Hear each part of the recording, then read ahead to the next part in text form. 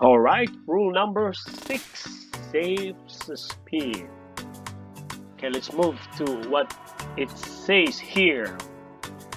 Every vessel shall at all times proceed at a safe speed so that she can take proper and effective actions to avoid collision and be stopped within a distance appropriate to the prevailing circumstances and conditions.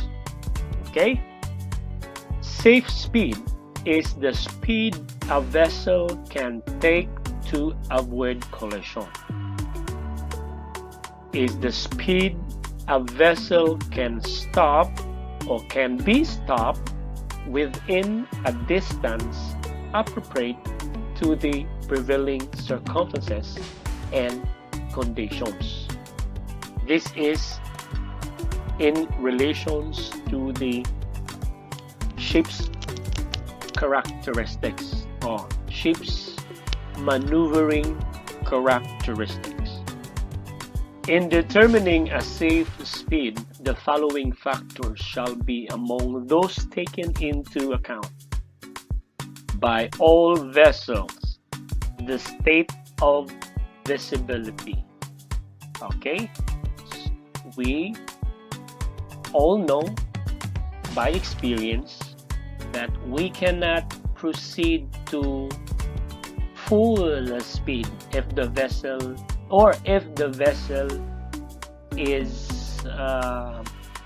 in bad weather conditions. We all know that we need to reduce our speed in order to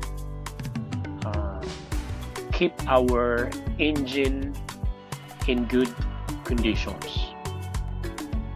The traffic density, including concentrations of fishing vessels or any other vessels. This is very important as well,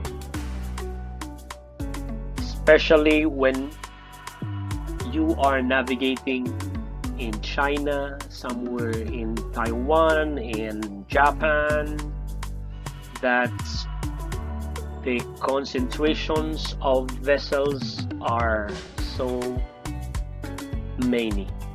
All right, and we have to be careful to consider these safe speed rules, or as way of our practice, we keep our engine standby. The maneuverability of the bridge control is on standby. The maneuverability of the vessel with special reference to stopping distance and turning ability in the prevailing conditions. Okay, maneuverability of the vessel. We can find this in the bridge, the maneuverability or maneuvering characteristics of that or the vessel. At night, the presence of background lights such as from shore lights or from backscatter of her own lights. This is very important as well. Okay, very clear. And the state of wind, sea and current, and the proximity of navigational hazards. These are considered in the rule of number 6, safe speed. The draft in relation to the available depth of water.